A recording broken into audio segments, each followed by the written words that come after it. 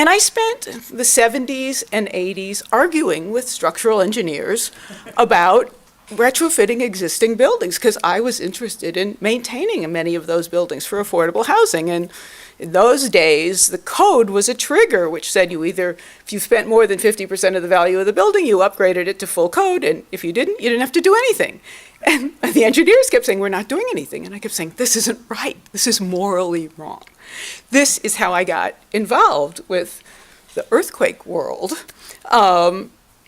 And then we started, of course, having events, not only here in California with Loma Prieta and Northridge, but in 1985 in Mexico City, and I had a planning PhD student who was very involved there and got me involved. So it brought me along, shall we say, to the point where anytime there was anything to do with housing, they said, Mary will take care of it.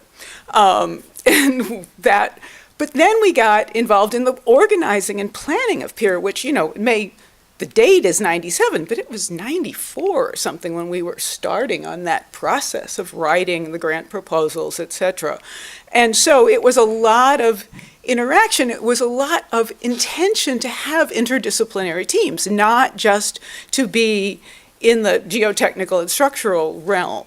And I was part of that planning and organizing and debating with all of those other institutions. Where was it going to be located? Would it be at Berkeley? Would it be headquartered somewhere else? And at the same time, in the 1990s, because of those events, especially the Northridge earthquake and then the earthquake in Japan a year later, we re-looked at the campuses again and started to think about all of those existing buildings all over again, not only at Berkeley, but system-wide. And the chancellor, who was coming to UC Berkeley in the late 90s, Chancellor Berdahl, was a little scared about earthquakes, and his wife almost convinced him not to come. Because I said something about losing the entire faculty on time in a dinner in the art museum. I just said, you better hope there's not an earthquake, Chancellor, because this would be a very bad look for the campus. We're going to lose all our Nobel Prize winners. And they were shocked. This led to some conversations between him and FEMA, which led to some quite significant funding for the campus, which I was volunteered as the head researcher on, called the Disaster Resistant University, which was running together with the SAFER program on the campus. So I was looking at not just with the engineering firms, with Dagan, Kolb, Farrell, Elsesser, and Rutherford and Shakeen, we were re-looking at all of the buildings structurally in the SAFER program. We were looking at all the buildings non-structurally in the Disaster Resistant University program. We were concerned about use and occupancies. I looked at all of the research funding on the campus. It's normally, as all of us who are academics know, counted by who the PIs are. Well, I looked at it as on what buildings that work actually took place in. And rather frighteningly discovered that 50% of the research money expended on the campus was in 5 buildings, 3 of which were collapse hazards. And this really instigated the real push in the retrofit program and funding, not only from FEMA, but from the state of California, not again just for Berkeley, but for the entire system. And over time, we looked at not only retrofits, but replacements in some cases where the retrofits didn't make sense. This was happening in parallel to the development of performance-based engineering in PEER. And Peter May, professor of political science from University of Washington, and I, and Peter Gordon from USC I was thinking, is it USC or UCLA? Don't let me get this wrong.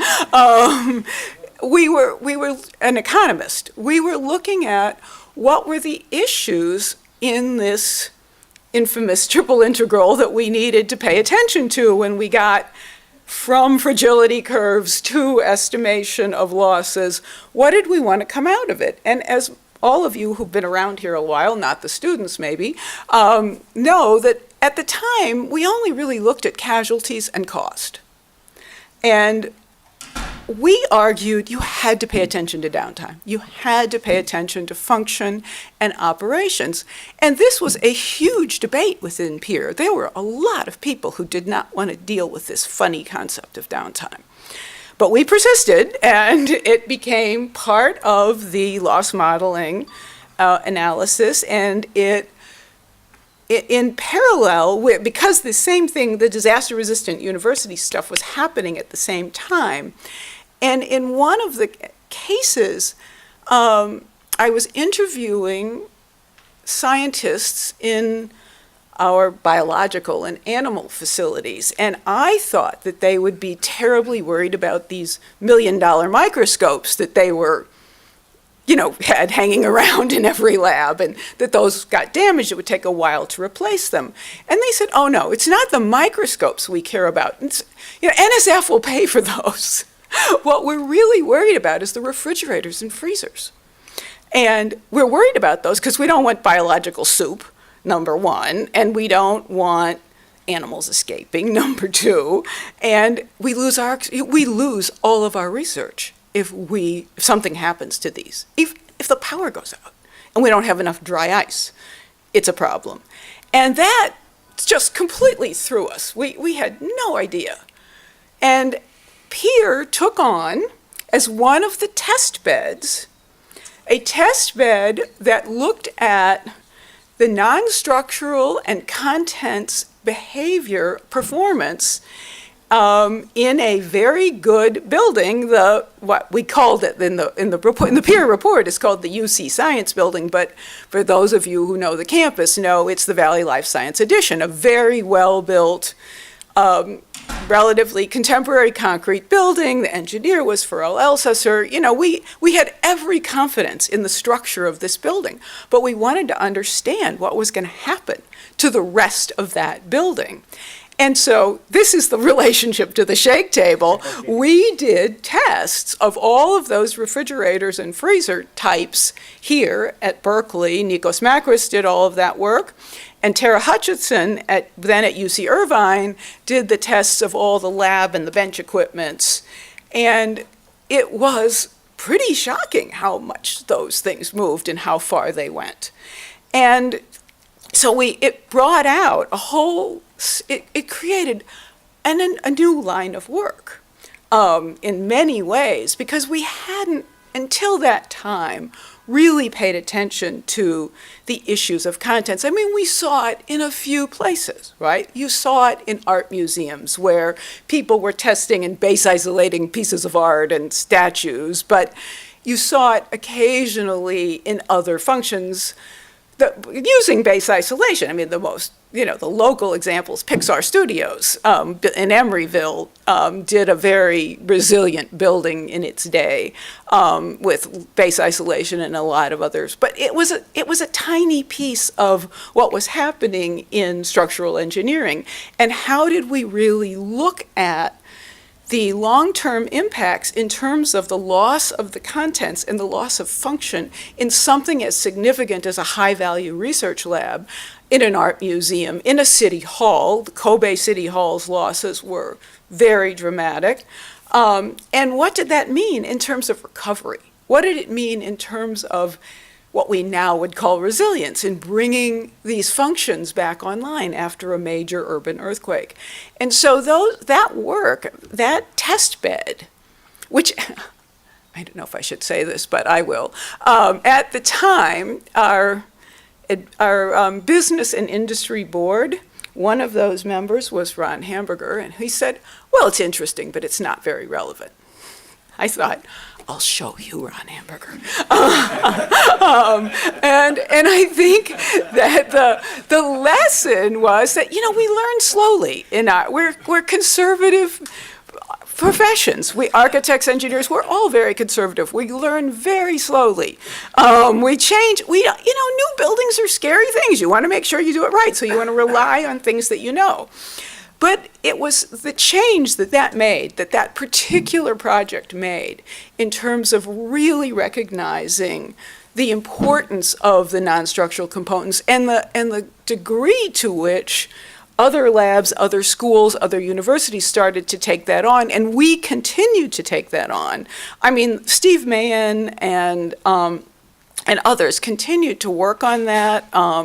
Marianne Phipps has done a huge number of projects for UCSF here on the Shake Table. It's just been, you know, a sea change in how we think about the seismic safety of buildings. And I think for that, you know, I'm very pleased that we have made these changes, and that we have, within PEER, really created a place where our students, I think, learn that this interdisciplinary work is critical, because we learn from each other, we have different approaches to a broader problem, and we integrate those, and I think we're able to do a much better job as we go forward. And our students are out there now teaching and doing, you know, thinking that these are just the normal ways to work, and not that this is somehow, you know, a threat to engineering. And it shouldn't be. It's really, I think, part of how we grow and change. It's the way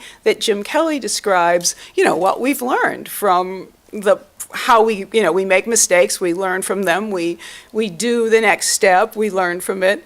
And I think that this addition to the what happens at the Shake Table and where it leads made some small contribution. Thanks. Thank you very much, Mary.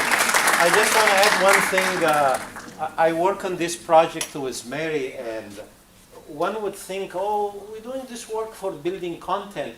There was a lot of structural engineering involved, because my job was to generate floor motion that goes to the table. So I had to model the building. So there is a lot of structural engineering involved, because you test the content not for ground motion, it's for floor motion. And there was a lot of back and forth of this motion, that would the table be able to apply it or not? So you have to go back and modify things. Especially on the 6th floor. Absolutely.